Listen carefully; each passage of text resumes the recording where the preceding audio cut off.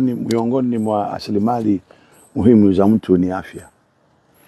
Ndio maana hata dunia imewekeza bajeti kubwa kwenye afya, kuanzia WHO pamoja na serikali ndogo ndogo za duniani kwenye afya, bajeti kubwa sana. Lakini ya pili, hiyo ndio rasilimali kubwa ya mtu. Ndio maana kupikwa Yesu tumepona. Hii tu kwenye Pasaka, maumivu ya msalaba ni uponyaji watu.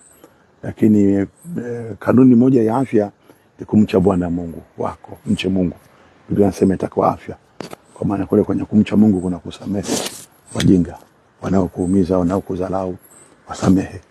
Usiweke moyoni. Kumcha Mungu, kusamehe kunaongeza afya. Unahitaji afya, basi mche Mungu.